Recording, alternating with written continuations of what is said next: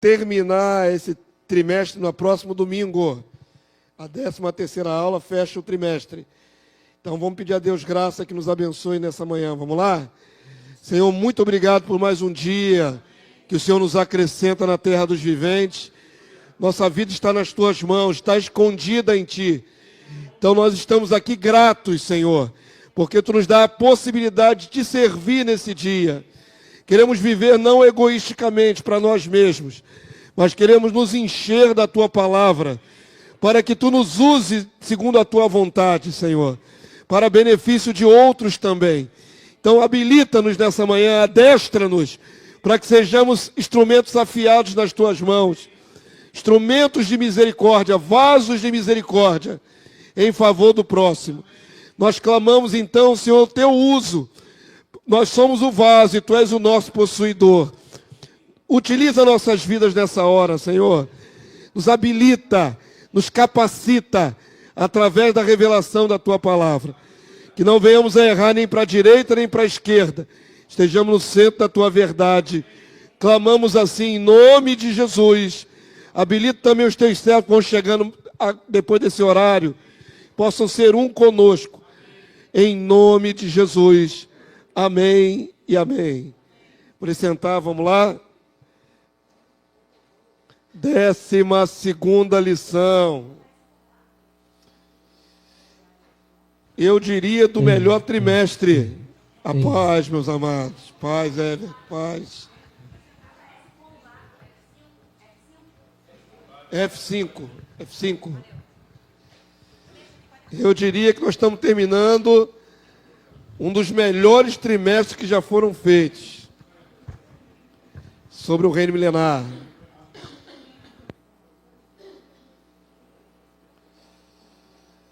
Vamos lá, vamos concluir então. Lição 12, as duas fases do reino. A diferença entre o reino milenar e a eternidade. Vocês são pessoas adestradas porque já foram ministrados em seminário sobre essa diferença. E esse mesmo currículo já foi ministrado há 2 anos atrás. Então, queridos, nós vamos aqui só sublinhar os detalhes técnicos dessa diferença, amém? Importantes, viu? Existem pastores, homens de Deus fiéis a Jesus, pessoas que se dedicam ao Evangelho, mas não compreendem o reino milenar. Misturam o reino milenar com a eternidade, para dizer a mesma coisa. Então, é muito importante que nós sejamos adestrados nos detalhes, para sabermos diferenciar uma fase da outra. Quem não crê no reino na terra não vê diferença entre as duas fases.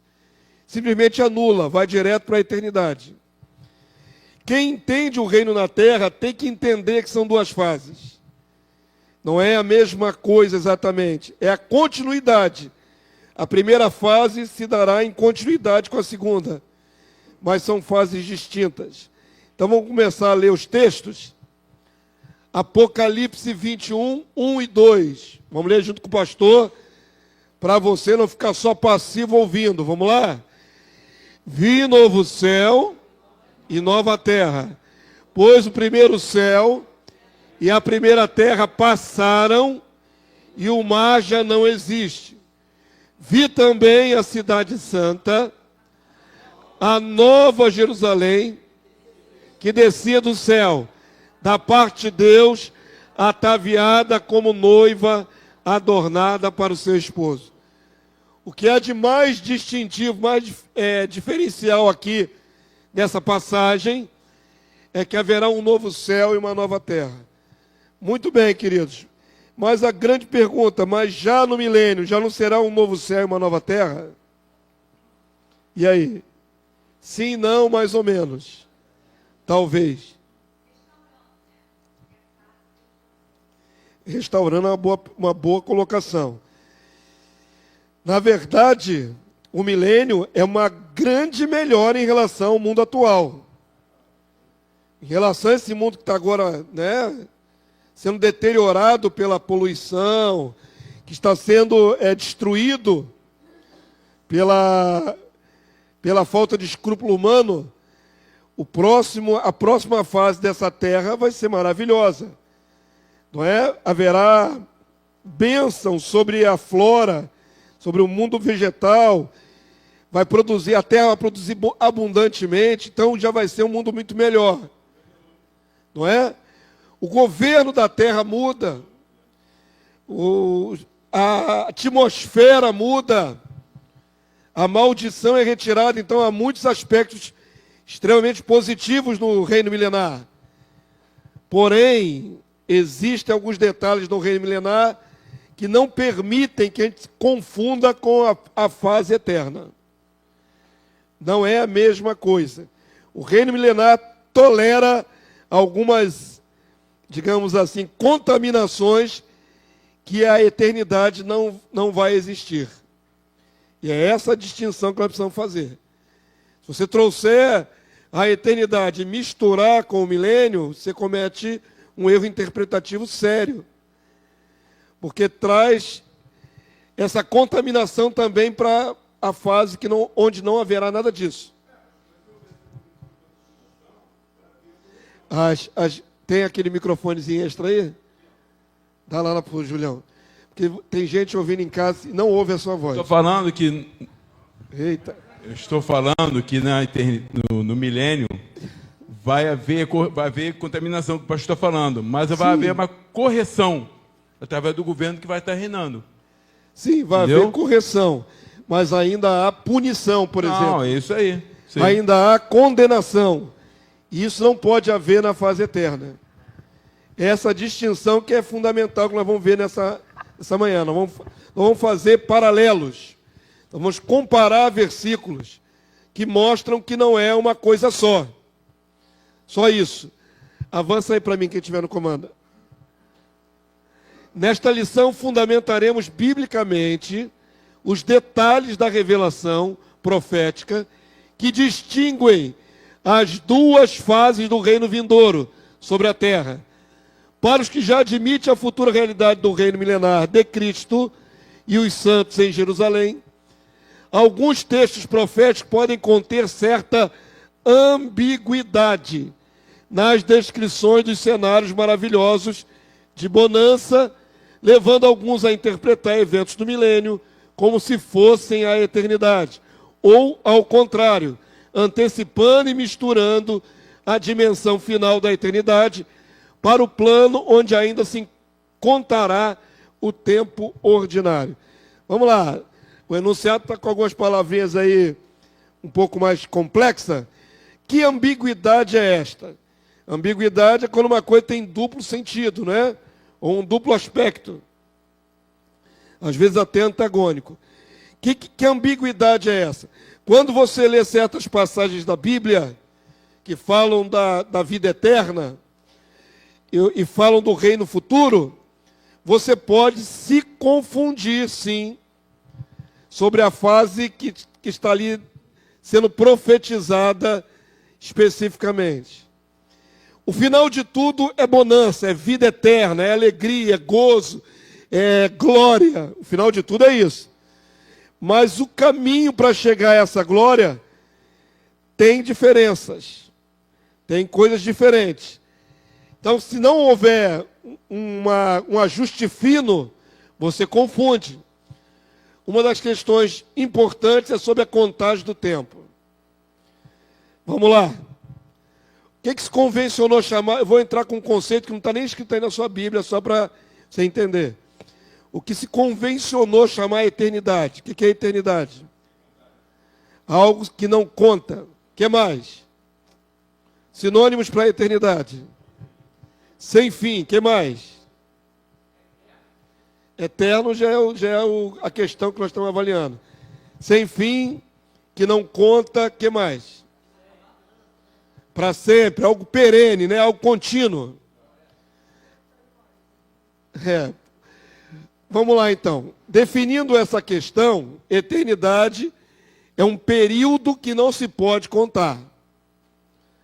Quanto tempo Deus passou na eternidade passada planejando criar todas as coisas? Não existe, não tem nada na sua Bíblia que diga. Mas quando Deus quis organizar essa terra, ele começou a estabelecer um parâmetro, não é isso? E disse Deus, haja luz, e houve luz. Ainda que a luz primordial tenha sido antes de criar o sol e a lua, mas aí a palavra de Deus começa uma contagem. E houve manhã, tarde, primeiro dia. Não está escrito assim na sua Bíblia, em Gênesis? Primeiro dia. E ali o dia é de 24 horas, com um período de 12 de trevas e 12 de luz. Então, Deus estabelece uma medida para que haja essa variante de um dia para o outro. Se fosse tudo igual, qual seria a nossa percepção da mudança do dia? Não é? Você, por exemplo, sabe que o dia está terminando quando o sol se põe, declina a luz. Quando a luz declina, você sabe que o dia está findando e iniciando a noite. Imagina se só fosse luz o tempo todo. Nunca tivesse a noite. Como saberíamos que virou de um dia para o outro? O nosso mecanismo de percepção é esse declínio da luz e depois a ascensão no alvorecer. Essa é a nossa percepção de que está virando um dia. Amém? E a palavra de Deus diz que há tempo para todo propósito debaixo do céu. Debaixo do céu é aqui sobre a terra. O propósito de Deus, então, se desenrola, acontece, segundo a sua presciência e predeterminação, dentro de um tempo. Uma contagem de tempo. Primeiro dia, segundo dia, terceiro dia, quarto dia, quinto dia, sexto dia. Quando completou o sétimo dia lá na fundação do mundo, fez uma semana. Quando completaram 4 semanas, fez um mês. Quando completaram o ciclo de 12 meses, fez um ano. E assim tem sido contadas as épocas. Ok? Então, Deus estabeleceu essa regra. Uma das diferenças entre o milênio e a eternidade. O milênio é um período de tempo, onde conta dia e noite. Ok? Vai passar o primeiro dia do milênio, o segundo dia do milênio, o terceiro, o quarto, o quinto, o sexto, o sétimo. Vai formar a primeira semana do milênio. Vai formar as 4 primeiras semanas, o primeiro mês do milênio. Vai formar, então, um período completo de 12 meses no milênio, o primeiro ano do milênio. Faltarão ainda 999 anos. Quantos entenderam? Isso é importante você entender. O milênio conta tempo normal. Vai ser 1000 anos de verdade. E não é um número só estereotipado, ideal, né, simbólico. Vai contar um dia, 2, 3, 4, 5. Vai contar o ano 53 do início do milênio. Vai contar o ano 327 dentro do milênio. Vai contar o ano 679 dentro do milênio. Vai contar o ano 999 dentro do milênio. Até completar 1000. Essa é uma distinção. E o que vai acontecer na eternidade? Não tem mais contagem. Direto, perene. Não vai ter uma série de coisas, não só a morte, mas uma série de coisas. Então, isso é um diferencial. O milênio conta tempo como nós contamos agora. Com esse referencial. Ok? Haverá dia e noite para as nações, para os povos. Pastor, até mesmo porque vai ter que soltar um inimigo, né? Se então, não tivesse contagem de tempo. Seria só subjetivo, né? Se o maligno tem que ficar preso por 1000 anos e a terra tem que descansar por 1000 anos, se não houvesse real contagem de tempo, seria só uma figura. Seria subjetivo. Deus poderia soltar o maligno com, sei lá, com uma semana de preso. Deus poderia soltar o maligno com 1 ano de preso e dizer, passou 1000 anos. Não é isso. Tem que acontecer sobre a terra 1000 anos. Amém? E não é hipotético, não é simbólico, não é uma figura, é exatamente um tempo determinado. Avança aí para mim. Vamos lá. No começo do milênio, o Rei Jesus não trará nenhuma cidade do céu. Uma das maiores diferenças entre o período milenar, aqui na Terra, e a futura, né, o futuro estabelecimento da eternidade, é que na volta de Jesus, ele não trará a cidade celestial com ele. Isso é fato. Não há uma indicação sequer, nem sugestão, nem de questão de interpretação do grego, nada. Nenhum versículo diz que Jesus trará a cidade celestial com ele. Ok? Isso é fato. Você pode procurar qualquer versículo aí que diga diferente. Não vai achar. Então vamos estabelecer esse ponto de diferença. Em todas as palavras proféticas sobre a vinda do Rei Jesus é descrito que o Senhor vem cercado de quê, irmãos? Miríades de anjos. O que a palavra descreve profeticamente que acontecerá num breve tempo é que Jesus descerá do céu, cercado por milhões e milhões de anjos. Miríades é um termo genérico em grego para milhões e milhões, um número indefinido. Então Jesus vem trazendo milhões e milhões de anjos. Os exércitos que há no céu vêm descendo com ele. Então o texto diz isso lá em Mateus 25, 31, por exemplo. Resplandecendo o seu poder glorioso, mas sem trazer consigo nenhuma estrutura ou templo da dimensão do céu. Mateus 25, 31. Está grandão aqui vocês leem. Vamos lá? Quando vier o Filho do Homem, na sua majestade, e todos os anjos com ele, então se assentará no trono da sua glória. Eu vi um negócio aqui agora que é a primeira vez que eu vejo, olhando esse texto desse ângulo. Todos os anjos com ele. Se for literal, isso aí é todos.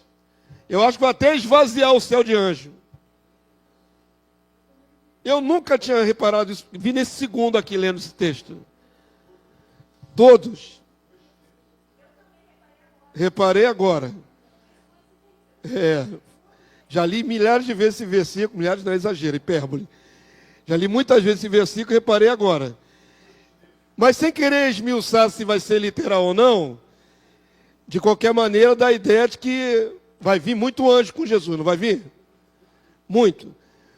Mas diz alguma coisa sobre trazer junto alguma estrutura do céu? Templo, santuário, Nova Jerusalém, nada. Só os anjos. Ok? É isso que nos importa entender agora. Daqui até uma ilustração, Jesus no meio lá, e anjo aberto em volta dele. Avança para mim, por favor.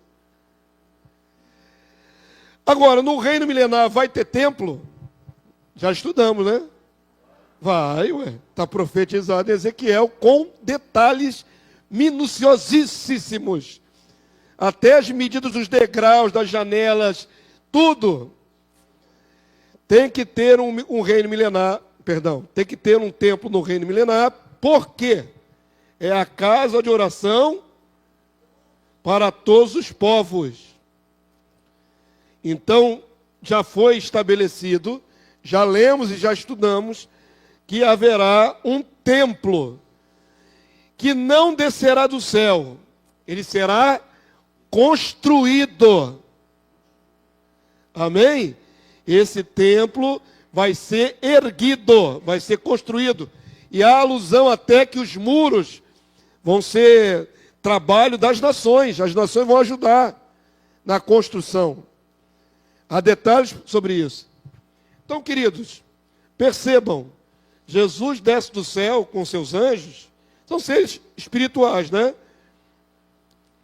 Mas o Senhor, para estabelecer seu reino na terra, ele tem que esperar, ou não sei quanto tempo vai levar, erguer um santuário literal, físico, ok? Para ser o referencial dele na terra, local onde ele habitará e local onde os povos irão ali adorá-lo. Ok? não desceu nenhum templo com ele do céu. Toda a referência está na terra, de um local para Jesus. Ok? Chegamos até aqui? Isaías 56, 7. Vamos ler textos. Também os levarei ao meu santo monte e os alegrarei na minha casa de oração. Aqui, ó. Os seus holocaustos e os seus sacrifícios serão aceitos no meu altar, porque a minha casa será chamada casa de oração para todos os povos. Quem não enxerga o reino literal milenar, lê esse texto de maneira figurada, espiritualizando o texto. Espiritualizar esse texto aqui é um erro grosseiro, não é um erro grosseiro? Quer ver como é que se espiritualiza esse texto? Ó, a casa de oração é a igreja. E os sacrifícios que serão aceitos no altar são os sacrifícios de louvor, sacrifício de dinheiro. É assim que se tira a essência de uma profecia literal e transforma ela numa aplicação temporal para a igreja. Então, a casa de oração é a igreja, os sacrifícios são os sacrifícios que a gente costuma trazer na igreja, e é uma casa de oração para todos os povos. Passa, por favor, lá o microfone para a irmã ali. Do outro lado. Perceberam como é que se reduz o sentido? Tá ligado? Bota o pininho para cima aí. Queria perguntar, o templo é no... A Nova Jerusalém é a eternidade. Sim. Mas o templo é o filho. A Nova Jerusalém é o pai que desce. Isso é bem distinto. Mas o templo continuará na eternidade? Se ele vai ser englobado, eu vou mostrar mais adiante. Tá. A desproporção das duas coisas. Tá, entendi. Tá tocando aí o celular de alguém aí, ó. Atende lá fora. Ó, já estão propondo, pegar o gancho, já estão propondo nas escolas de São Paulo proibição para os alunos levarem celular. Eu estou pensando em estender isso aqui para a igreja. Pelo menos na hora do culto, desligue esse bendito celular. Não é? Culto e celular não combina. Ah, pastor, mas eu vejo o texto bíblico no celular, porque você é preguiçoso. Porque eu trago a minha Bíblia de papel. Está ali no gabinete. Vamos para cá. Essa modernidade atrapalha às vezes, irmão. Vamos lá. Ezequiel 48, 35. Vamos ler aqui? Voz alta. 18 mil côvados em redor. E o nome da cidade desde aquele dia será: o Senhor está ali. É o final da descrição. Não é Yahvé. Aqui o Senhor está ali. Apesar de estar o tetragrama no original, subentende-se que é o Filho. Eu já expliquei isso uma vez para vocês em EBD. O nome do Senhor Jesus não está no Antigo Testamento. Muitas palavras sobre o Rei Messias tomam por nome o nome do Pai. Isso é uma maneira de ocultar, não é? Nós hoje entendemos tudo em mistério que foi revelado. Mas Deus falou tudo em mistério. Quem estará ali é o Senhor Jesus. No final de toda a descrição no tempo milenar. Ok? Está aqui, ó, 18 mil côvados, é tamanho, é medida. Então o templo é físico. Ele é totalmente arquitetônico. Foi todo planejado. Amém? Isso aqui é o reino milenar. Não pode ser confundido com a Nova Jerusalém. Avança aí para mim. E é a casa de oração para todos os povos. Olha, eu vou limitar as perguntas, viu? Se lembram que nas últimas aulas eu perdi pelo menos 20 minutos só perguntas pertinentes, tá bom? Aquelas que são realmente pertinentes. Só oportunidade para todo mundo falar, não vou dar não. Se a pergunta for muito, muito boa, você perde a oportunidade. Se for uma dúvida razoável, né? Não, porque senão, querido, tem mais de 15, 16 participações numa aula, só o pastor de vocês que deixa isso. Ninguém faz isso que eu faço. Eu sou especial, né? Mas aí eu sofro com essa minha liberdade que eu dou. Eu sou, porque a aula não anda. Às vezes fica meio travada a aula em alguns aspectos. Então vamos lá, me permita desenrolar. Quando tiver uma dúvida pertinente, você pede a oportunidade. Visões sobrepostas de tempos diferentes. Esse desenho aqui é para você entender isso. É uma chave de entendimento da Bíblia. Pastor, eu leio a Bíblia e às vezes me confundo. Claro que se confunde, porque Deus não facilitou a nossa vida. Deus poderia ter sido mais claro, né, na Bíblia. Mas Deus coloca tudo em mistério, enigmas, parábolas, em linguagens que têm que ser discernidas. Então não é fácil. Qualquer leitor da Bíblia vê dificuldades em várias passagens. Ok? E a somar essa dificuldade técnica, tem mais um detalhe. Deus às vezes sobrepõe visões. O que é isso?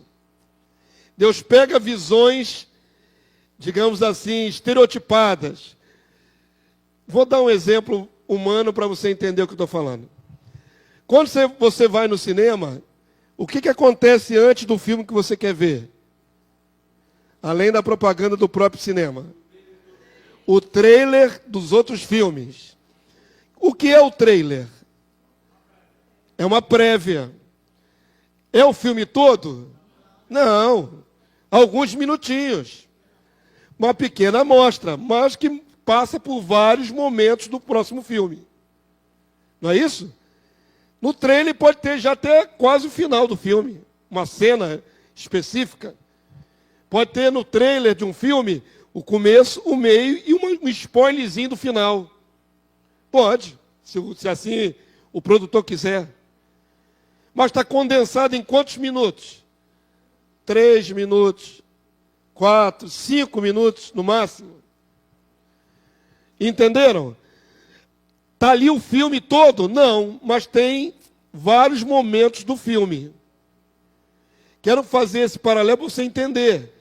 Às vezes, quando Deus quer revelar em mistério, no Antigo Testamento, Ele dá a um profeta uma visão ampla, um trailer de toda a história, onde ele mostra eventos bem próximos ao tempo do profeta, ele mostra eventos mais à frente na história, e mostra eventos lá do tempo do fim, do nosso fim. Entenderam a comparação? E tudo isso condensado numa visão só. Não necessariamente em ordem cronológica, às vezes, hein? Para complicar. Deus pode mencionar a eternidade antes de mencionar o milênio. Pode. Ele pode mencionar. Não quer dizer que a eternidade vem antes do milênio. Mas ele, naquela maneira didática de Deus, falou primeiro da eternidade, depois esmiuçou o milênio. Ele pode fazer assim? Pode. Então a nossa grande dificuldade é ver, numa profecia ampla, onde estão as partes divididas, né, do tempo. Essa é a nossa dificuldade. Existem versículos na sua Bíblia, do profeta Isaías, que falou muito sobre a vinda de Jesus, que fala da primeira e da segunda vinda no mesmo trecho. No mesmo trecho profético, Isaías profetiza a primeira vinda de Jesus e a segunda. Como é que se separa? Se está ali em sequência no versículo. Entenderam? E entre um evento e outro tem quanto tempo de hiato? 2000 anos. Mas na sua leitura é um versículo contínuo. Entenderam o que o pastor está tentando exemplificar? Nossa grande dificuldade é saber quando Deus faz isso. Na linguagem profética. Então vamos lá, vamos devagarinho. É muito comum nas visões proféticas, o próprio Deus que está acima da linha do tempo, visualizando tudo como consumado, liberar flashes de eventos futuros sobrepostos. sem destacar os tempos que separam tais eventos. Um exemplo vem do Senhor Jesus, que sinteticamente fala das duas ressurreições, que sabemos por outros textos revelados, estão separados em 1000 anos. Vou dar um exemplo agora de síntese. Síntese. João 5:29. Quem quiser ler com o pastor, vamos lá?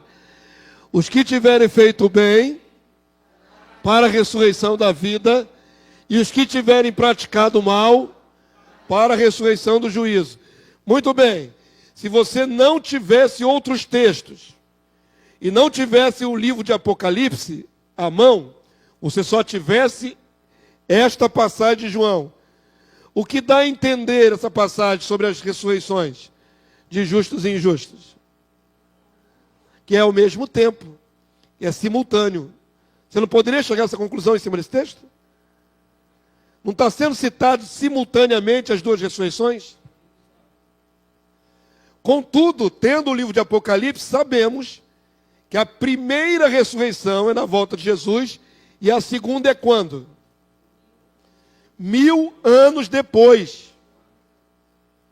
Mas se eu me ativer só a esse texto, eu posso chegar a uma conclusão apressada de que é uma em sequência da outra. Não, nem seguida, simultânea. Poderia dizer, não, Jesus disse que as duas são juntas. Jesus não disse que as duas são juntas. Ele citou uma e citou outra. Citou dois destinos diferentes. Ele não se ateve ao detalhe cronológico. Quantos entenderam? Ele só sintetizou a ideia. Existem dois destinos, condenação e bonança. Os que ressuscitam para a bonança e os que ressuscitam para a condenação. Ele não esmiuçou qual é a distância entre as duas ressurreições. Isso é uma síntese. Está muito complexo para vocês, esses detalhes técnicos? Eu acho fundamental, não é? Para que você possa interpretar de maneira mais coerente e não ter uma interpretação errada. Queridos, eu não estou menosprezando a inteligência de ninguém. Não é uma questão de inteligência. É uma questão de revelação. Ok? Ah, pastor, está achando que a gente não sabe a diferença? Nem eu sei todas as diferenças, que estudo há muitos anos, 30 anos. A questão não está em inteligência e capacitação. Existem esses, digamos assim, esses detalhes, né? Eu ia dizer pegadinha na Bíblia. Essa dificuldade da interpretação profética. Existe essa dificuldade. Essa é uma. Apocalipse 24. Agora vai revelar. Vi também tronos, e nestes sentaram-se aqueles aos quais foi dada a autoridade de julgar. Vi ainda a alma dos decapitados por causa do testemunho de Jesus, bem como por causa da palavra de Deus, tantos quantos não adoraram a besta, nem tampouco a sua imagem, e não receberam a marca na fronte e na mão. E viveram e reinaram com Cristo durante 1000 anos. Essa é a ressurreição dos justos. Verso 5. O restante dos mortos não reviveram até que se completassem os 1000 anos. Esta é a primeira ressurreição. Aqui, olha, já tem uma dificuldade linguística. Acabou de falar da segunda, mas aí vem com uma frase, essa é a primeira. Exatamente. Olha como é que tem algumas dificuldades, né? Não pegadinhas, mas dificuldade. Ele está se referindo a essa aqui. Mas mencionou a segunda. Ok? Mas da maneira que está escrito, uma pessoa mais simples pode interpretar errado. Percebam que está falando das duas ressurreições. Na primeira, os santos revivem. Mas os restantes mortos não revivem até se completar 1000 anos. Então, entre a primeira e a segunda, tem quanto tempo de ato? 1000 anos. Não é simultâneo. Mas eu não saberia disso se não tivesse essa revelação. Se eu tivesse só o Evangelho... então, se você não sabe que tem duas, e que essas duas são separadas em 1000 anos, você, olhando para aquilo ali, ia dizer, pô, são juntas. E há muitos teólogos que creem que são juntas. Na volta de Jesus, olha, os amilenistas, que não creem no milênio literal. Na volta de Jesus já é o juízo final. O Senhor glorifica os santos e joga os perdidos no lago de fogo e enxofre. Julga e joga os perdidos no lago de fogo e enxofre e acabou a história. Eles trazem o juízo final para o começo do milênio. Eles não veem diferença entre o tribunal de Cristo e o trono branco. Fundem os dois e acaba a história aí. Isso porque não creem no reino literal de 1000 anos. Microfone para a nossa irmã.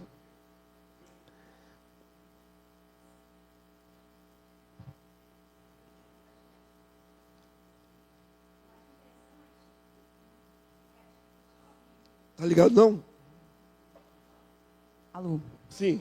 Eu acho interessante, pastor, a título de orientação, esclarecer, né, que o amilenismo diz que essa primeira ressurreição é a ressurreição espiritual do coração, o novo nascimento. Sendo que ali está claro, né, que eles viveram após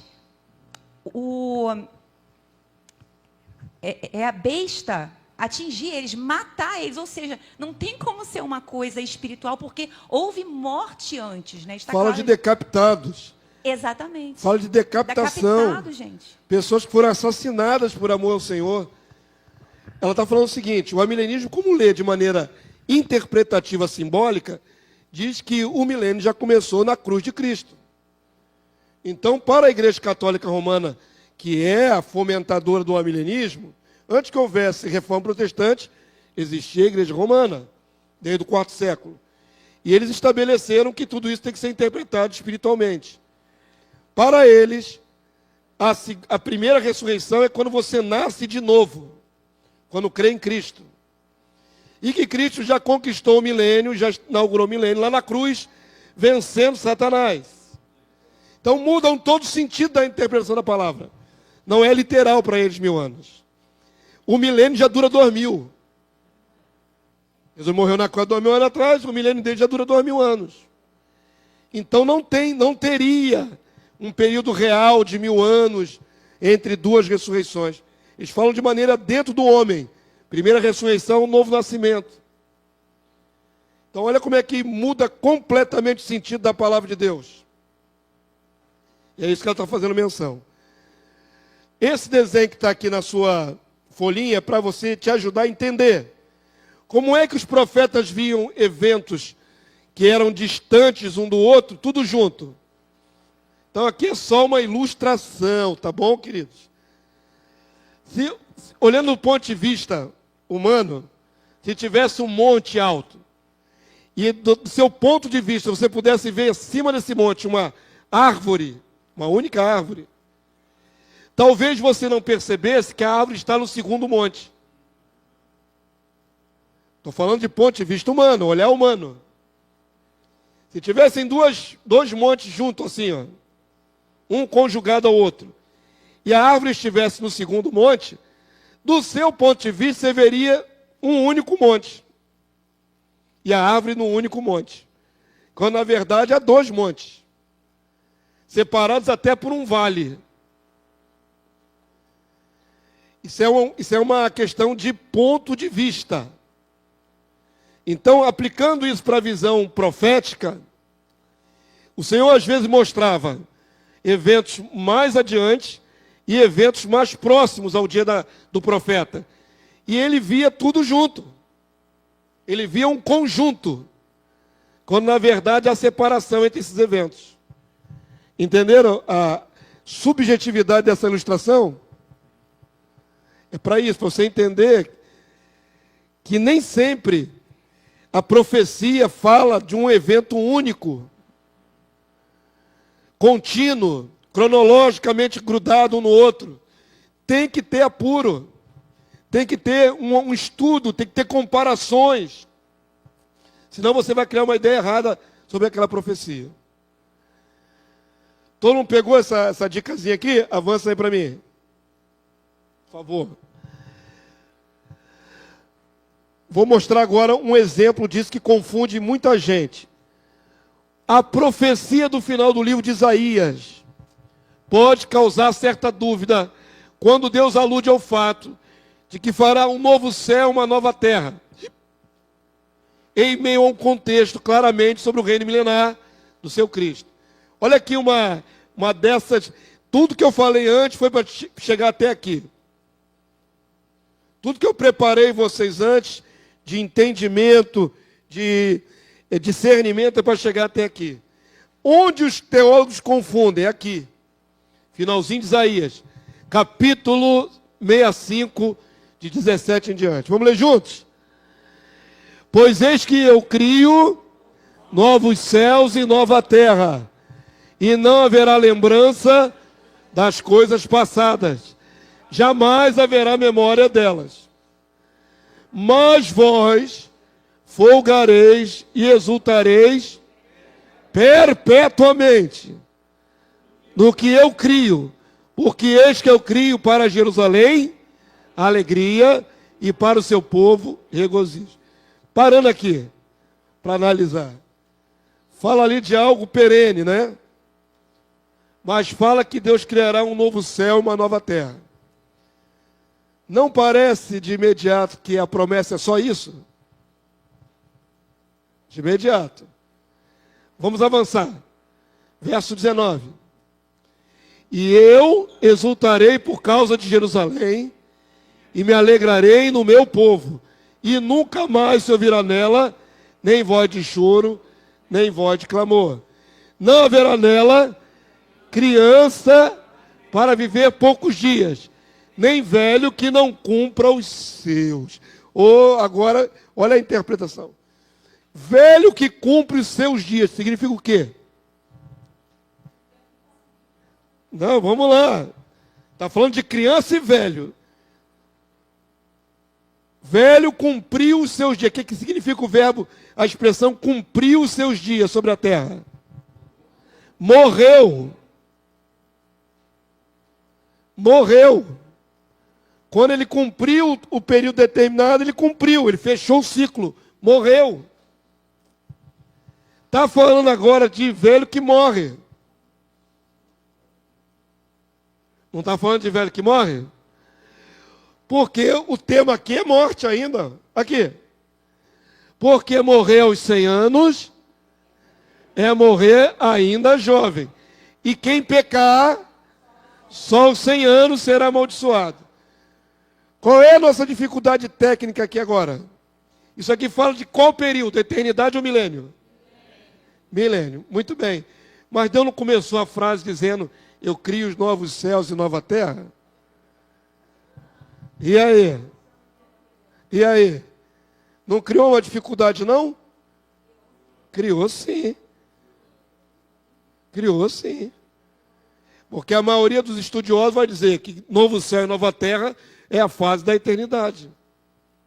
E na eternidade não tem mais morte. A morte já foi banida. Definitivamente. Céu e terra literal. Mas a criação do novo céu e da nova terra é na fase que não haverá mais morte. E aqui está se falando de morte. Ou não é? Claramente sobre morte. Cumprir os seus, que não morra de 100 anos. É morte. Percebam que essa é uma das dificuldades. Verso 25, para deixar bem claro que essa porção da profecia é milênio. O lobo e o cordeiro pastarão juntos, e o leão comerá palha como boi. Pó será comida da serpente. Não se fará mal nem dano algum em todo o meu santo monte, diz o Senhor. Muito bem. Aqui identificamos que é o milênio. Claro e cristalino, ok? Porém, a introdução da visão falava sobre criar novo céu e nova terra. Aí os teólogos misturam e dizem, está vendo aí? A eternidade começa no milênio. Microfone, por favor, cadê? Tudo é com microfone. É por amor aos nossos irmãos de casa. Um dia eu vi um estudo que faz uma diferença entre Isaías, que diz que ele cria novos céus. Mas lá em Apocalipse, quando é a era eterna, já não é, no caso plural, é o singular, novo, porque a Nova Jerusalém já veio, ela já desceu. Então, os céus que existem, né, que no caso separam a terra do céu, já não existe mais. Sim. Então é singular, ou seja, mais um outro argumento para a gente dizer que isso aí é o milênio. Isso. Exatamente, entendi. Partindo desse pressuposto, novo céu seria singular. E novos céus seriam esses céus daqui da terra. Nós sempre esbarramos em algumas dificuldades técnicas. Estava falando com alguém essa semana. Foi nos Arautos. Para os judeus, quantos céus existem? 10. 7 a 10. Para os judeus, existem de 7 a 10 céus diferentes. Na sua Bíblia tem quantos céus mencionados? 3. Paulo fala que foi arrebatado ao terceiro céu. Não é o primeiro, nem o segundo, é o terceiro. Na nossa Bíblia, só podemos fazer referência a 3 níveis de céu. Na cultura judaica, eles têm até 7 a 10 céus. E eu estava explicando aqui para os irmãos, não é? Pode ser que haja essa distinção. Está falando 2 céus que compõem, não é? Esta terra. Céus e terra. E aí teria que entrar numa séria exegese, né, nos originais, lá no hebraico e no grego, para ver essa diferença. Então, é uma pista boa. Mas vejam bem, os teólogos também só conhecem grego e hebraico, mas na hora de interpretar, eles dizem, não, aí está vendo aí, ó. Eles fazem paralelo com o Apocalipse. Então, queridos, quando você pensa no céu, e eu penso no céu, eu posso pensar equivocadamente como é que é o céu. A gente pensa num plano, uma dimensão só, onde os anjos estão ao redor do trono. Mas não é assim que está na Bíblia. Existem divisões. E a cultura bíblica até sugere essas divisões.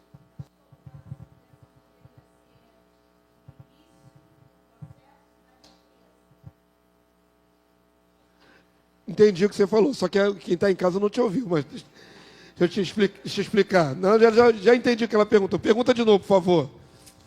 É que tem gente acompanhando em casa. No caso, seria o princípio do processo da limpeza, da restauração. Sim. Já é uma coisa mais coerente. Digamos que esse novo céu e nova terra do milênio já é começo da restauração.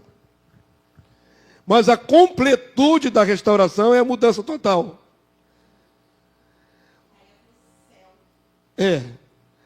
O que nós vamos ver mais adiante, tá certo? Nós vamos chegar no texto de Apocalipse ainda. Eu caminhei com você até aqui para mostrar que palavras proféticas têm que ser muito bem estudadas, senão elas criam distorções. E as distorções criam heresias, erros grosseiros, ok? Nós somos muito criteriosos para não errar. Avança aí para mim, por favor. Tem mais textos. Ainda sobre o milênio, né? Trarão todos os vossos irmãos dentre todas as nações, por oferta ao Senhor, sobre cavalos, em liteiras, sobre mulas, dromedários. Olha o dromedário aí, irmão. É o camelo de uma corcova só. O que mais? Ao meu santo monte, a Jerusalém, diz o Senhor, como quando os filhos de Israel trazem suas ofertas de manjares em vasos puros à casa do Senhor. Também deles tomarei alguns para sacerdote, para levitas, diz o Senhor. Agora a dificuldade aí de novo, irmãos. Verso 22, o que está escrito? Porque como os novos céus e a nova terra, que hei de fazer, estarão diante de mim, diz o Senhor, assim há de estar a vossa posteridade e o vosso nome. E será que de uma festa da lua nova a outra, o que significa isso? Tempo. Está marcando tempo. Um sábado, outro sábado. Uma festa, outra festa. Um tabernáculo, outro tabernáculo. Os ciclos. Tempo. Tempo é no milênio. De uma festa de lua nova a outra, de um sábado a outro, está contando 7 dias. Virá toda a carne a adorar perante mim, diz o Senhor. Eles sairão e verão cadáveres dos homens que prevaricaram contra mim, porque o seu verme nunca morrerá, nem o seu fogo se apagará, e eles serão horror para toda a carne. Isso aqui é lago de fogo e enxofre, aceso no começo do milênio.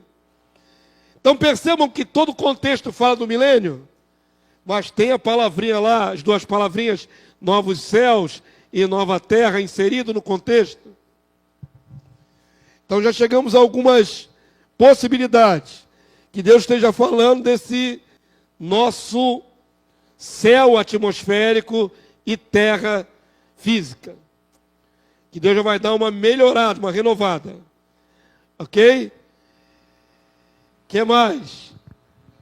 O texto diz que Deus há de fazer. Isso aí só prepara para a mudança. Que aqui está falando do contexto do tempo. Tudo isso nós já chegamos à conclusão.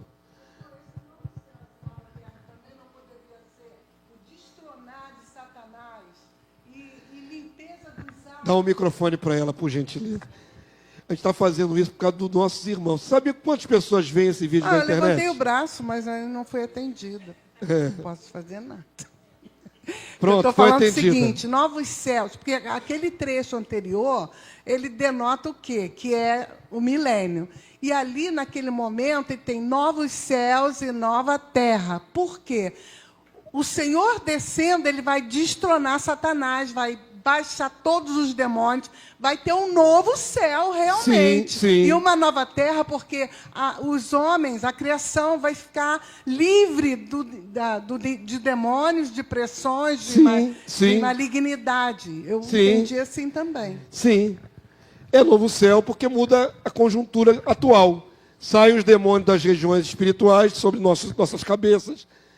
A terra é removida a maldição que estava sobre ela para ela produzir de novo. Já é um novo céu, uma nova terra. Não é? O Hades não, o Hades permanece lá embaixo. Não estamos falando do milênio. Por que é novo céu e nova terra no milênio? Porque muda a conjuntura total do que é agora. Também é pertinente. Ok?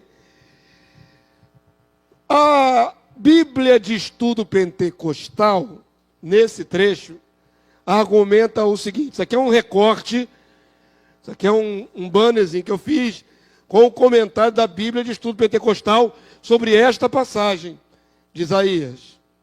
Diz o seguinte, Isaías 65, 17 a 25. Crie os céus novos e nova terra.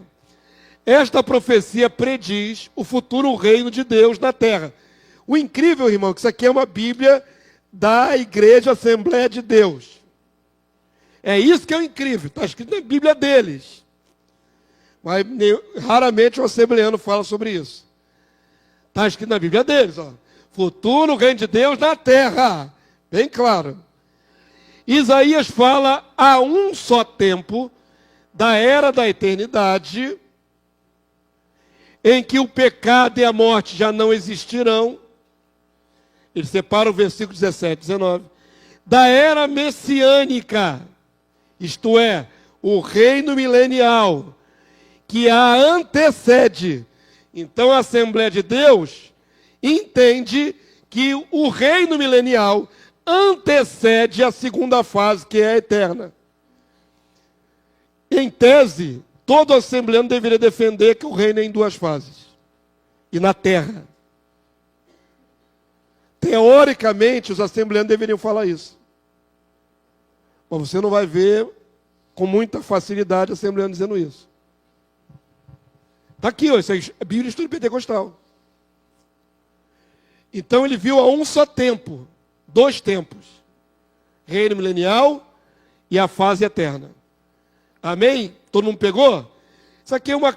Se você fosse esperto, você pegaria essa Bíblia, conseguiria essa Bíblia, e sentaria com seus irmãos assembleanos e, descortinaria com eles, que eles não estão enxergando o que a palavra de Deus diz. Que o reino é na terra em 2 fases. Está aqui uma chave na própria Bíblia, estudo pentecostal. Avança aí para mim. Virando a folhinha aí. Essa confusão já aconteceu no passado também. Tertuliano confundiu as profecias.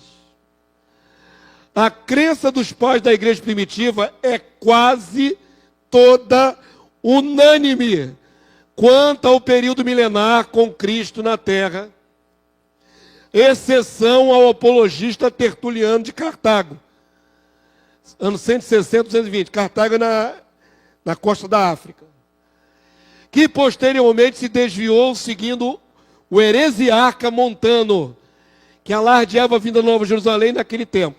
Então veja bem, já no começo da história da igreja, teve alguns, não todos, a maioria foi unânime, foi concorde, de que haverá o tempo do milênio e depois vem a fase da eternidade. Mas esse cidadão aqui, Tertuliano, achava que as duas coisas se fundiam também. Olha o que ele diz aqui, mas confessamos que nos é prometido um reino na terra. Até aí, e está certo. Que embora tenha uma natureza celestial, estará num outro estado de existência, por mais que socorra após a ressurreição, e dure por 1000 anos. Agora onde que é? Olha aqui para ele, na cidade de Jerusalém, que desceu do céu. Não pegaram nada de diferente, não? Ele fala que o reino é na terra, ele fala que é após a ressurreição, mas ele diz que a Nova Jerusalém desceu. Construída por Deus, que o apóstolo também chama de nossa mãe de cima. E embora declare que nossa cidadania está no céu, ele ensina que há realmente uma cidade no céu. Ezequiel tinha conhecimento dela e o apóstolo João a contemplou. Ele ainda faz referência a Ezequiel, que descreveu o templo na terra. Mas aqui ele se confunde e diz que a Nova Jerusalém já desceu do céu no estabelecimento do milênio. Isso não é só ele que confunde, não. Tem vários intérpretes que confundem isso. Ok? Mostrei a vocês que não existe passagem alguma que Jesus traga a Nova Jerusalém do céu, antes do período. Eu recebi um livro muito bom mesmo, sobre o fim dos tempos, cujo autor é David Slicker, um americano, daquele ministério que foi mencionado aqui quando eu voltei lá de Fortaleza, IHOP, Casa de Oração para os Povos, Apostólica dos Povos, que fica 24 horas por dia aberto em oração. Isso no Kansas, se eu não me engano, nos Estados Unidos. Esse ministério lá nos Estados Unidos prega o reino na terra quase que na totalidade, igual que a gente prega aqui. O livro deles é muito bacana, do David Slicker, sobre o fim dos tempos. É literal, é detalhado, igualzinho a gente fala aqui. Mas ele tem uma diferença. Ele acredita que, enquanto Jesus reina na terra, na Jerusalém da terra, a Nova Jerusalém também fica pairando sobre, visível. Essa é a diferença da nossa visão. Não vejo nem na nossa Bíblia, nem na interpretação dos pais da igreja primitiva, a ideia de que a Nova Jerusalém fica visível durante o milênio. É como uma cidade satélite sobre a terra. Eu não vejo nem na Bíblia, nem nos pais primitivos, essa ideia. Mas David Leake enxerga a Nova Jerusalém pairando. Sabe quem também postula algo semelhante? Os testemunhas de Jeová. Você não conhece a doutrina deles, eu conheço. Para os testemunhos de Jeová, Jesus não pisa nessa terra quando voltar. Não pisa. Eles são categóricos de afirmar, Jesus não pisa nessa terra. Ele reina com os 144 mil selecionados da Testemunha de Jeová, porque só acabou a senha para os Testemunhos de Jeová, né, irmão? Eles pegaram as últimas senhas. O Charles Russell distribuiu as últimas senhas dos 144 mil. Totalmente fora. Você não é Testemunha de Jeová, você não estava lá, você não pegou a senha. Então, para eles, Jesus vem com a nova Jerusalém, fica pairando sobre a nova terra, e Jesus não chega a pisar aqui embaixo. Ele reina de cima da nova Jerusalém, simultâneo. Aqui a terra vira um paraíso, e a nova Jerusalém fica pairando ali com o governo espiritual de Jesus e os 144 mil. Essa é a escatologia dos Testemunhos de Jeová. Não tem nada a ver. Então, para eles não existe a descida literal de Jesus para a terra, construção de templo, o Senhor habitando em Jerusalém, nada disso para eles existe. Jesus reina da nova Jerusalém pairando sobre a terra. Então, essa visão do David Slick também, para mim, é complicada. Ele vê simultaneamente o milênio, mas a nova Jerusalém já visível. Não há nada que indique isto. Nada. Ok? Tertuliano achava que o mundo seria destruído ao fim do milênio. E que só aí os santos seriam glorificados e iriam para o céu. Aqui a bagunça que ele fez aqui. Depois do milênio é que os santos são glorificados e vão para o céu. Uma linha cronológica diversa da igreja. Ele é uma nota fora, né, do uníssono que é a igreja primitiva. Avança aí para mim. Mas trago essas coisas para vocês verem que os pensamentos divergem. As interpretações divergem. Contraste entre o milênio e a eternidade. Agora vamos fazer os paralelos. Para que não haja dúvida. Quando é milênio, quando é eternidade. Para efeito de comparação, sintetizamos as diferenças destacadas nas profecias. Parte 1, na sua folhinha, eu acho que está separada por cor também, não está? A parte de cima é sobre o milênio, e a que está em azul marinho é sobre a eternidade. Eu distingui por cor também os textos, para que ficasse mais didático.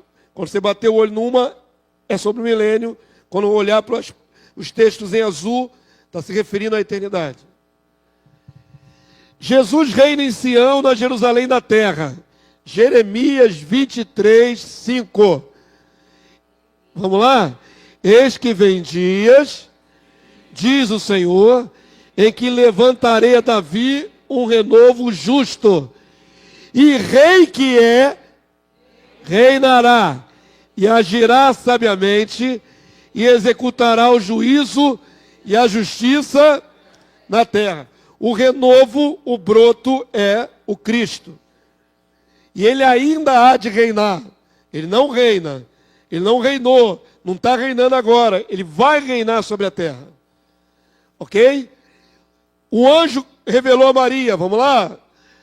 Este será grande, será chamado Filho de Deus, Filho do Altíssimo. Deus, o Senhor, lhe dará o trono de Davi, seu pai. Quando isso se cumpriu na primeira vinda de Jesus? Cumpriu-se isso na primeira vinda de Jesus? Jesus já sentou no trono de Davi, seu pai? Se pode transferir o trono de Davi para o céu? Não. Pois é. Que trono de Davi no céu é esse? Trono de Davi é em Jerusalém da terra. E ali está escrito com todas as letras que o Senhor dará ao filho o trono de Davi. Não é outro trono, senão aquele que está lá em Sião. Conforme inúmeras profecias no Antigo Testamento. São várias. Isso aqui é milênio. Salmo 103, 19. Vamos ver a diferença agora, vamos lá? Nos céus estabeleceu o Senhor o seu trono. O seu reino domina sobre tudo. Reino na terra, reino no céu. São duas coisas bem distintas. ok? Não misture reino na terra, promessa de um reino na terra por Cristo, e aqui está uma diferença, o reino lá estabelecido no céu. Avança mais um para mim. O mundo é renovado como no princípio. Textos de Isaías, deixa eu ver aqui até onde vai, até Isaías 35. Vamos lá? O lobo habitará com o cordeiro, e o leopardo se deitará junto ao cabrito, o bezerro, o leão novo e o animal cevado andarão juntos, e um pequenino os guiará. Isaías 35:1. O deserto e a terra se alegrarão, o ermo exultará e florescerá como narciso. Florescerá abundantemente, jubilará de alegria e exultará. Deu-se-lhe a glória do Líbano, o esplendor do Carmelo e do Saron. Eles verão a glória do Senhor, o esplendor do nosso Deus. Essa renovação da terra fica parecida com um lugar maravilhoso, né? Milênio. Isaías 65, 17. Pois eis que eu crio novos céus e nova terra, e não haverá lembrança das coisas passadas, jamais haverá memória delas. Percebam o seguinte, no milênio, ninguém perde a memória não, irmão. Alguém perde a memória no milênio? Não. Nem as nações. As nações que sobreviverem ao tribunal de Cristo continuarão conscientes durante o período milenário. Então há distinção. Quando Deus fizer algo absolutamente novo, então não haverá mais menção das coisas passadas. Ok? O milênio é uma renovação em início. A eternidade é a consumação final da renovação. Uma mudança de tudo. Verso 13, irmãos. Para os povos ainda existe pecado, maldição e morte. Isso é no milênio. Não haverá mais nela criança para viver poucos dias, nem velho que não cumpra os seus. Porque morrer aos 100 anos é morrer ainda jovem. E quem pecar, só aos 100 anos será amaldiçoado. Milênio. Vamos fazer o contraste com a eternidade. Apocalipse 21:4, vamos lá? Ele enxugará dos olhos toda lágrima, e a morte já não existirá. Eu deveria ter sublinhado isso aqui, ó. A morte já não existirá. No milênio tem morte? Tem. Na eternidade tem morte? Ela foi banida totalmente. Já não haverá luto, nem pranto, nem dor, porque as primeiras coisas passaram. Então percebam que a mudança de fase do reino milenar para o reino eterno vai extinguir completamente a morte. Avança aí para mim. Outra diferença fundamental, desde o começo dessa aula eu tenho falado. No milênio tem templo. Não tem templo? Tem. Isaías 56:7. Também os levarei ao meu santo monte, e os alegrarei na minha casa de oração. Os seus holocaustos, seus sacrifícios serão aceitos no meu altar, porque a minha casa será chamada casa de oração para todos os povos. Milênio. Eternidade. Vamos ver se tem templo. Apocalipse 21:22. Vamos lá? Nela não vi santuário, ó. Não tem, ó. Porque o seu santuário é o próprio Deus, é o Senhor, o Deus Todo-Poderoso e o Cordeiro. Perceberam a distinção? No milênio tem santuário, tem templo? Tem. É a casa de oração. Como é que um ser humano na carne vai ver o Senhor? Indo para o templo. Lá em Jerusalém, peregrinação. Entenderam? Quando vier a nova Jerusalém do céu, já não haverá seres humanos na carne. Quando é que acaba a fase da carne? Quando entra o julgamento, o juízo final, para passar para a eternidade. Ok? Quem estava andando no milênio ainda na carne vai ser julgado no final do milênio.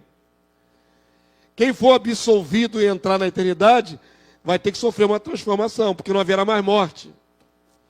Então, carne mortal é só no milênio. Ok?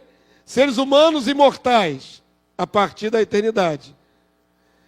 Para as nações. Para nós, a imortalidade começa na volta de Jesus.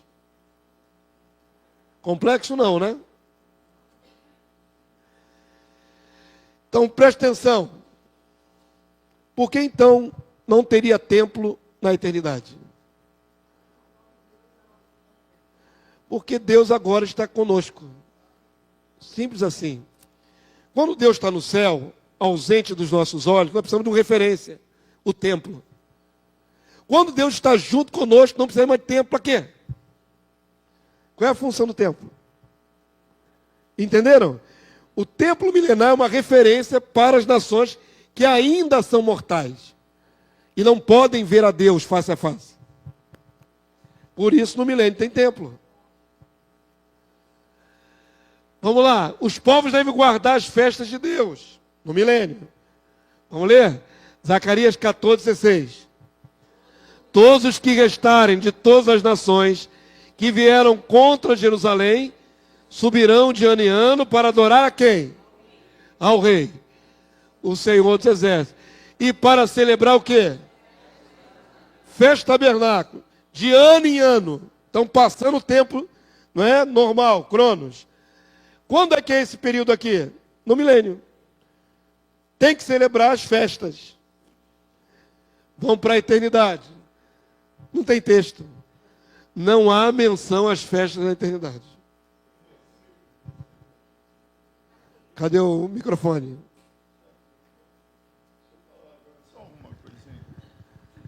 Mas não era a sua vez, não. Não? O varão pediu ali a oportunidade. Tem um texto errado aí? Você vai corrigir a Bíblia ou a mim? Eu sou falho. A Bíblia não tem falha. Fala, varão. A dúvida, pastor, que surgiu ali sobre a existência de um templo para adoração no milênio e na eternidade não haverá um templo. Sim. Como é que explica quando fala que vi a Nova Jerusalém, a cidade de Deus, descer? Como que seria a composição dessa Nova Jerusalém se não tem um templo? Como é que seria isso? É o que eu acabei de explicar. Não há mais necessidade de templo. Templo. Olha que vou ter que fazer um retrospecto agora para explicar isso para você. Quando Deus pediu um santuário na terra ali no deserto, tenda da congregação, construída pelos israelitas no meio do deserto, certo? Para que era aquele santuário? Para que era o santuário? Para manifestar a presença de Deus e para ser uma referência do próprio Deus na terra. Quando Deus permite que Salomão construa um santuário em Jerusalém, não é? Um santuário de alvenaria, de pedra e madeira, ele diz, o próprio texto explica, Deus não habita em santuário feito por mãos humanas, de homem. Então, para que serve aquele templo lá em Jerusalém? Aí o próprio texto vai explicar. Para que invoque o meu nome naquele lugar. Vou invocar o meu nome naquele lugar e eu dos céus ouvirei. Então, para que era o templo ali em Jerusalém? Para ser um elo, né, um ponto de referência na terra que Deus autorizou para invocar o seu nome. Entendeu? Então, o templo é para isso. Quando no milênio tiver templo, é porque volta a necessidade de ter um ponto referencial na terra para as nações. Não é para os santos. Não é para nós que estaremos glorificados, é para as nações. Acabou o período das nações, acabou o período milenar, entramos na eternidade, baniu todo o mal, inclusive a morte. O que vem a seguir é tão maravilhosamente superior, é muito superior ao período milenar. que ainda tinha maldição, ainda tinha morte, tinha juízo, julgamento. Entendeu? A última fase é gloriosíssima em tudo. E o próprio Deus desce para habitar com os homens. Não é mais um templo na terra de referência ao Deus do céu. É o próprio Deus descendo com tudo para a terra. Não precisa mais de templo.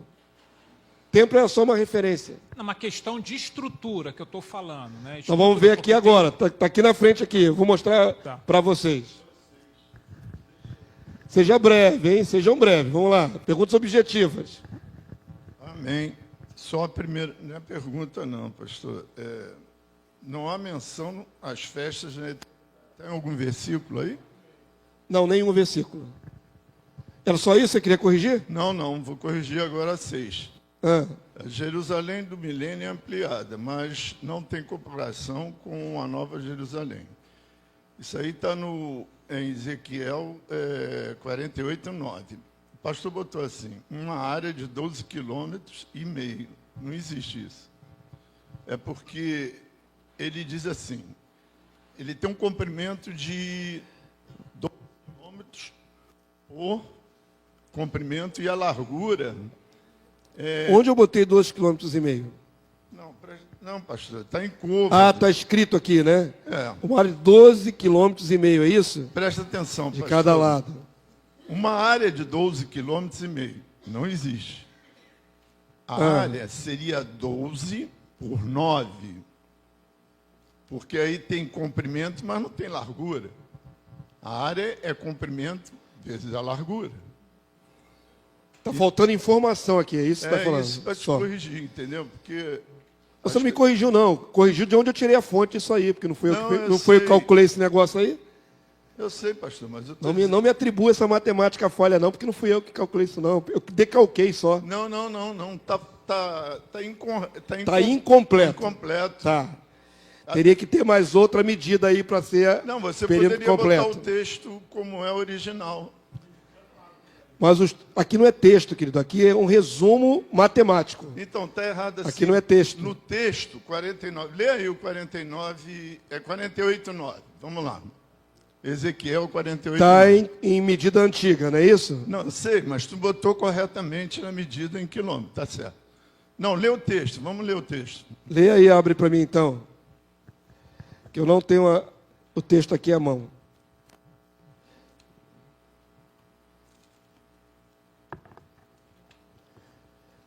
Está faltando informação, não é que esteja errada. Olha só. Está incompleta. Vamos lá. A região que é a vez de separar o Senhor será do comprimento de 25.000 côvados e da largura de 10.000. Entendeu?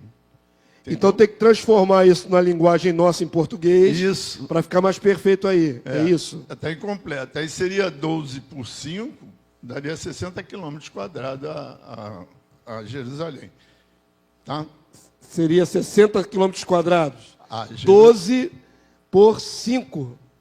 É a conversão da linguagem antiga? 10.000 côvados são 5.000 metros, 5 quilômetros. 5 quilômetros. Então seria 12 por 5, seria 60 quilômetros quadrados. A Bíblia não diz, mas eu estou dizendo. Eu estou interpretando o que ele me está escrito aí. É pertinente, mas depois quem quiser se apurar, quiser se apurar, tem como você pesquisar isso mais tecnicamente. Não, era só botar o original 48,9, só isso.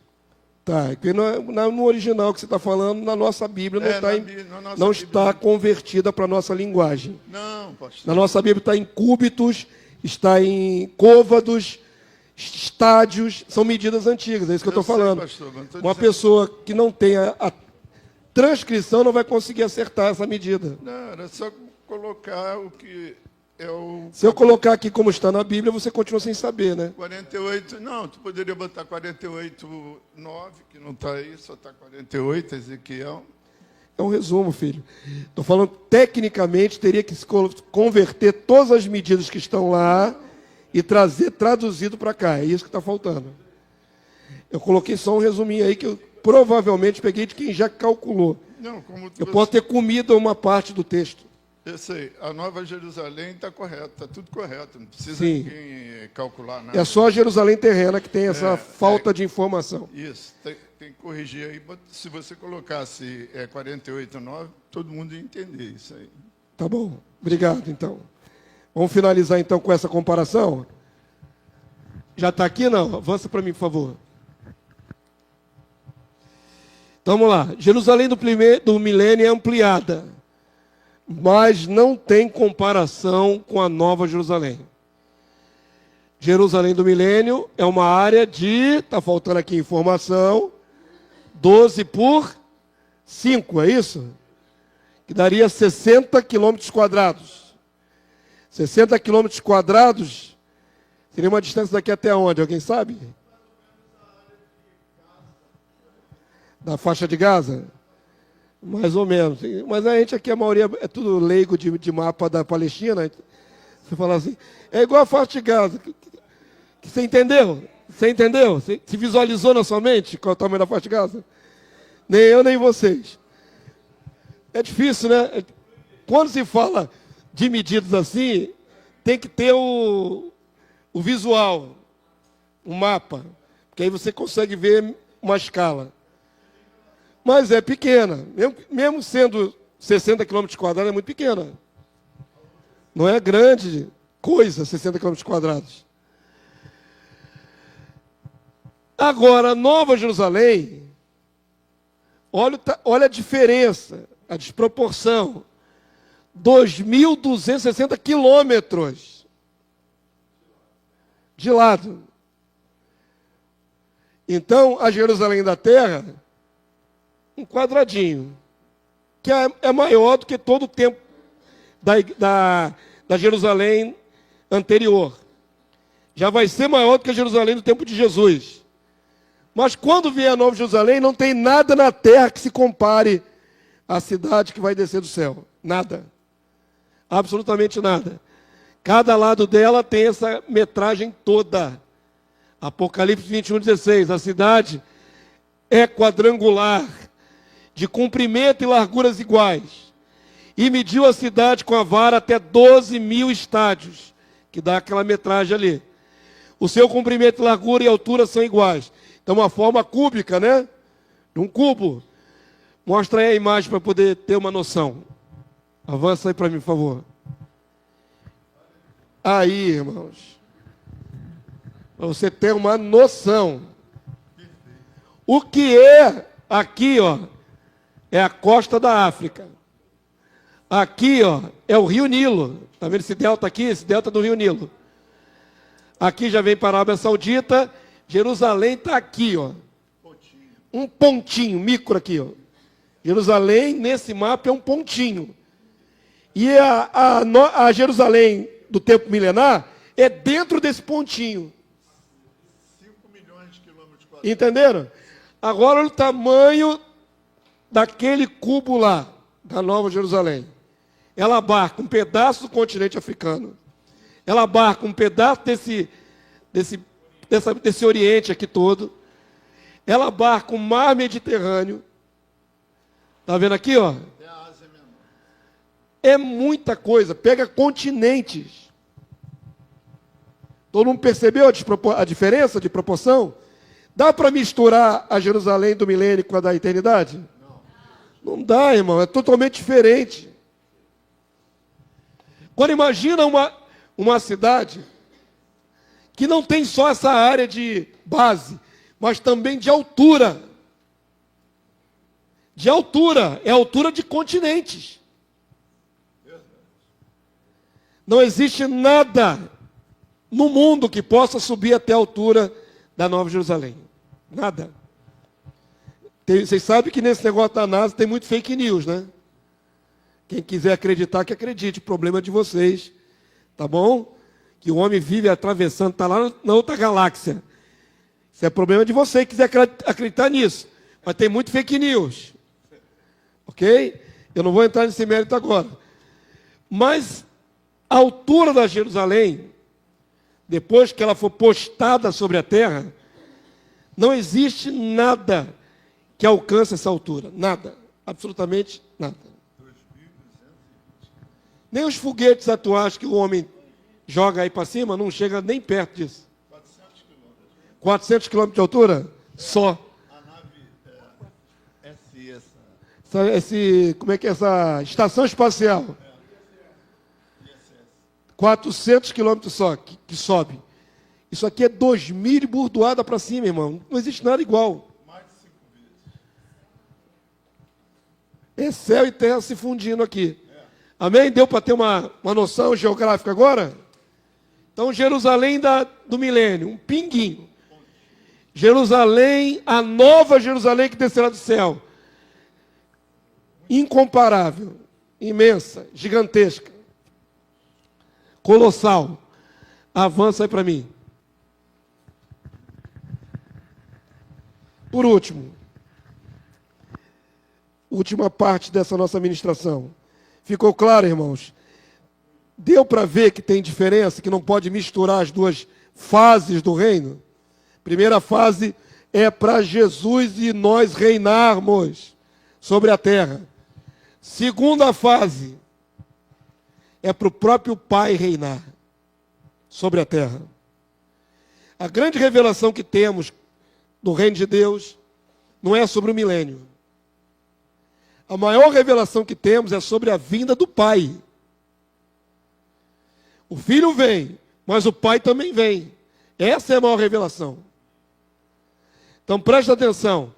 Quando o Pai vier com a nova Jerusalém, acabará a fase do milênio. Que já acabou, não é? Na última rebelião de Satanás, aquele povo, Deus destruiu com fogo, passou pelo juízo final, acabou o período do Senhor Jesus governando sobre os homens. Agora que vai acontecer a coisa mais linda da Bíblia. O filho que nunca usou como usurpação o fato de ser igual a Deus, nesse livro de Filipenses, não tem por usurpação o fato de ser igual a Deus, ele vai passar o reino para o Pai. Nunca o filho perde a referência do Pai. Jesus, enquanto na terra, diz: o Pai é maior do que eu. Não é? Quem é bom senão Deus que está no céu, o Pai? Vou para junto de meu Pai, vosso Pai. Jesus não perde nunca, apesar de ser Deus igual a Deus, apesar de ser o co-criador do universo como Logos. Mas ele não perde a referência de que o Pai é maior do que ele é filho do Pai. Por isso a passagem agora é maravilhosa. Está escrito em 1 Coríntios capítulo 15. Quando o filho, depois tiver reinado e tiver destruído todo o mal sobre a terra, o próprio filho passará o reino para o Pai. Vamos ler para terminar? 1 Coríntios 15, 24 e 28. E é muito claro esse texto, vamos lá? Leia comigo. E então virá o fim. Quando ele ali é Jesus, entregar o reino ao Deus e Pai. Ponto. Vírgula, né? Segura aí. Por que que o filho tem que entregar o reino para o pai? Isso é uma boa resposta. Por que que o filho tem que entregar o reino para o pai? Por que que não entregou logo que assumiu no milênio? O pai é o pai, o filho é o filho. É igual aquela filosofia, uma coisa é uma coisa, outra coisa é outra coisa. Ficou muito explicado. Não há confusão entre o pai e o filho. Não é isso que quer dizer?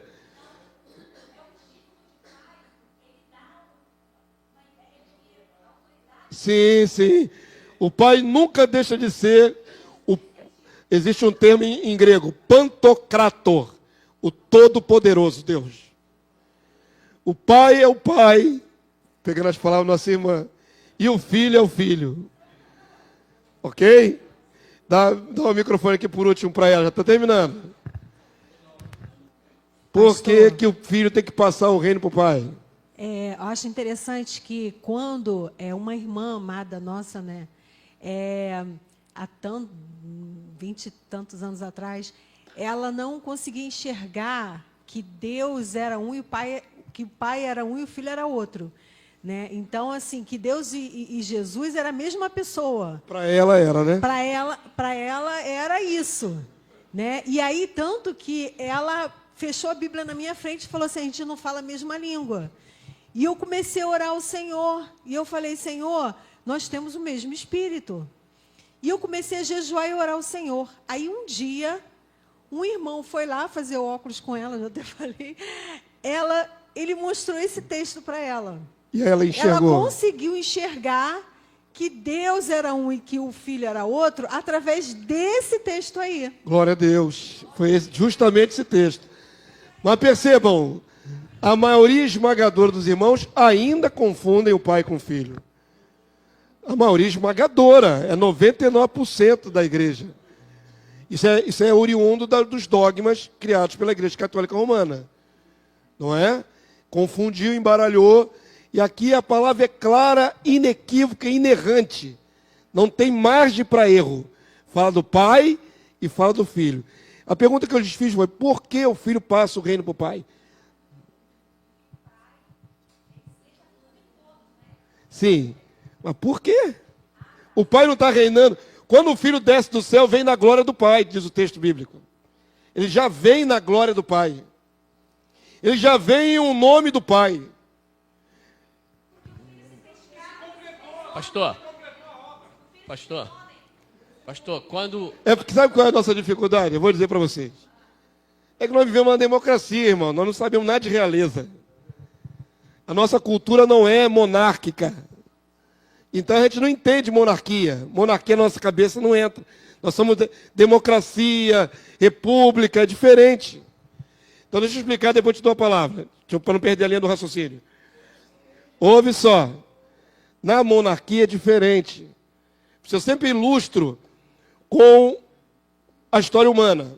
A história humana replica, em certo nível, a monarquia celestial. Vamos lá. Deus é apresentado na Bíblia como um rei assentado num alto e sublime trono. Deus é o rei de toda a terra, está escrito no Salmo. Ok? E a Jesus é dito algumas vezes que ele é príncipe, príncipe. A linguagem não é à toa. Porque é o filho do rei. O rei do universo é o pai. E o filho do rei é Jesus. Ele é príncipe regente. Então presta atenção. Para ilustrar, comparando com a história humana. Nas monarquias que reinaram desde o começo da história humana até meados finalzinho da Idade Média, existia monarquia em todos os países da Terra. Inclusive o Brasil pertencia à coroa real portuguesa. Então, até essa época, mais ou menos, 1500, 1600, os povos todos eram monarquia. Não tinha essa liberdade que hoje, essa bagunça aí.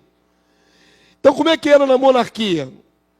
Vou fazer aqui um paralelo para você entender.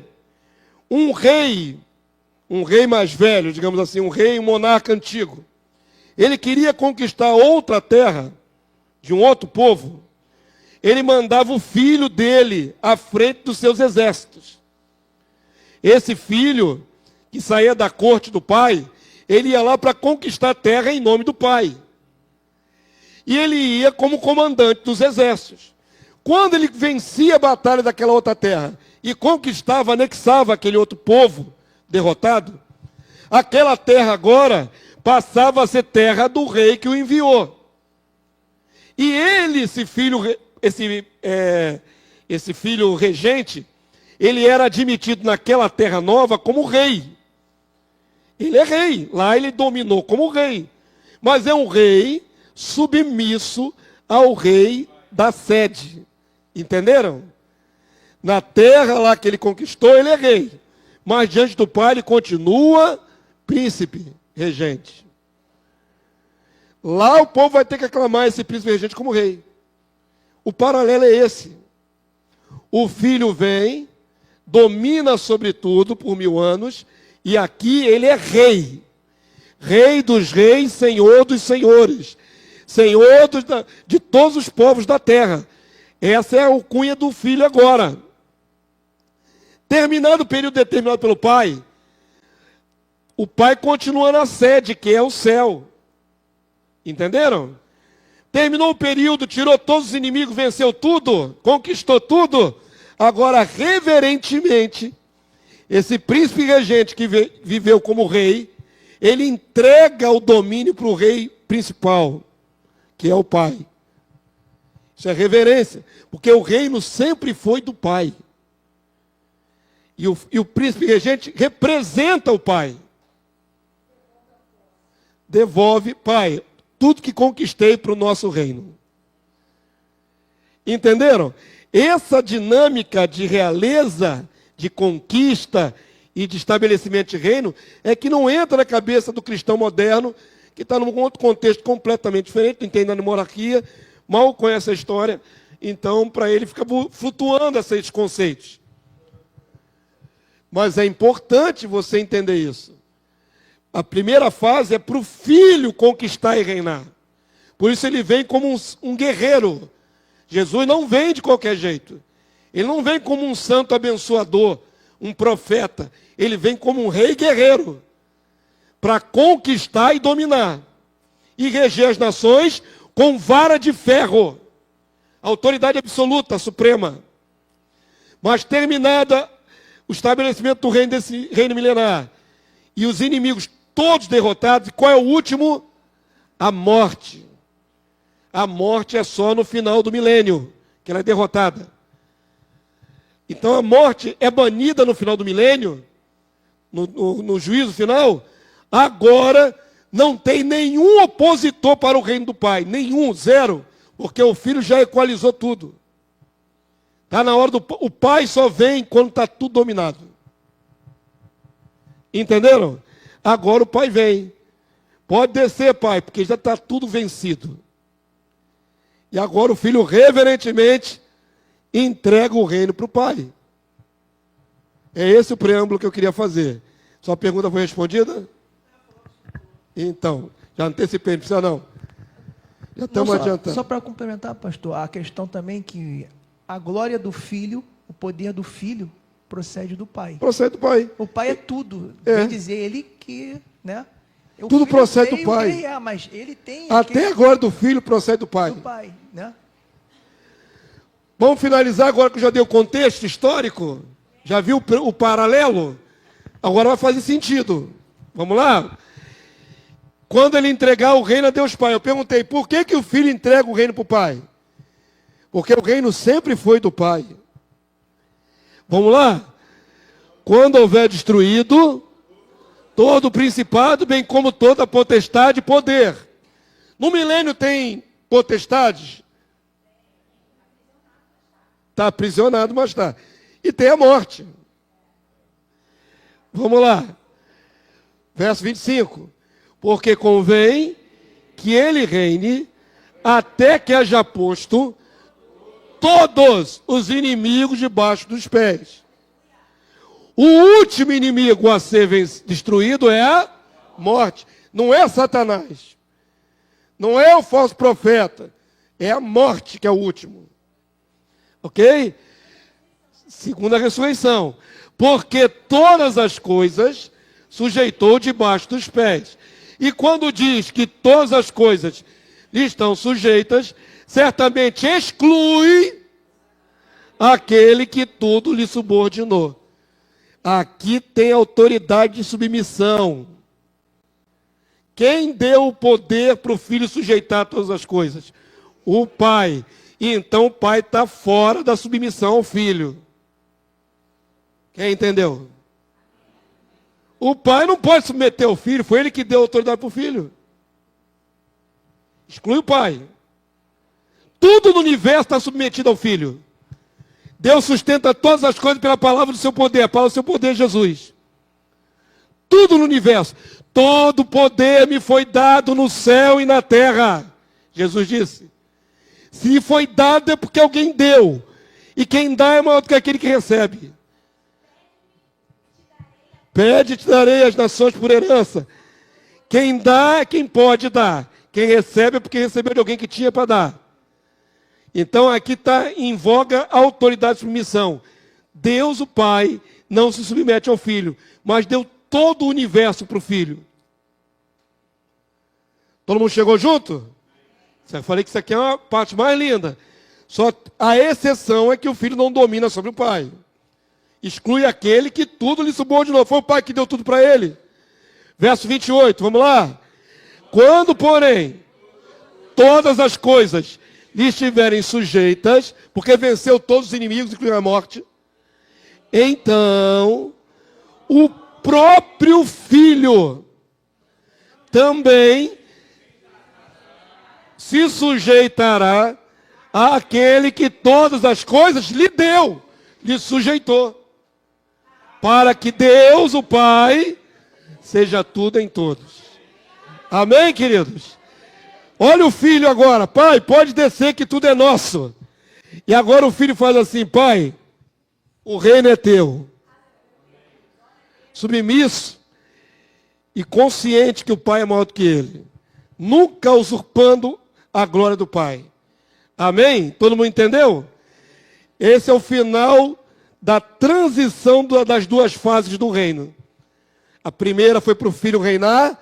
A segunda, quem tem que vir é o pai, na Nova Jerusalém. Avança aí para mim. Terminou? É só para fechar com a igreja primitiva. Irineu de Leão diz assim: descerá a Jerusalém do alto sobre uma terra nova, como esposa adornada para o seu esposo. Ela será o tabernáculo de Deus, em que Deus habitará com os homens. Está falando da eternidade. A Jerusalém que se encontrava na terra, está falando da Jerusalém do milênio agora. De antes é a imagem da Jerusalém que os justos se exercitarão para a incorruptibilidade. Duas Jerusalém. A de antes é a do milênio e a nova, numa nova terra. No novo céu e na nova terra. O que acontece de verdade é que o palácio real de Deus desce para a terra, para Deus habitar com os homens. Amém, povo santo? Glória a Deus. Fica de pé nessa hora, terminamos. Isso aí é só a lembrança na época, 2 anos atrás. Muito que eu aprendi foi nesse livro aí, ó. 1000 Anos com Cristo, do Matthew Bryce. Esse livro aí é excelente sobre milênio. Quem puder, adquira, é barato, não é caro, é menos de R$50.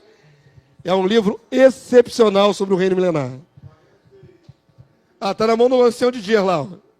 46, 47, mais frete. Vale a pena adquirir. Fala muito daquilo que você aprendeu nesse trimestre todo. Semana que vem, 13ª lição, fechando o trimestre, nós vamos combater as heresias. Inclusive de Agostinho. Não perca o embate final. Você veio aí 12 aulas. Eu preciso mostrar a você quem é que bagunçou tudo na história da igreja. Então, na última aula, nós vamos desmistificar as heresias criadas por Agostinho. Amém? Abençoar vocês para a saída. Você que estava aqui foi ministrado sobre detalhes sobre o reino de Deus. Jesus falou assim para os discípulos: a vós é concedido conhecer os mistérios do reino de Deus. Isso é privilégio. Muitos quiseram entender e não tiveram entendimento. Mas a vós é revelado os mistérios do reino de Deus. Somos muito bem-aventurados. Amém? Que nós possamos fazer bom uso disso tudo. Bom uso desse entendimento todo. Em nome de Jesus. Pai Santo, louvado seja o teu nome. Deus Todo-Poderoso.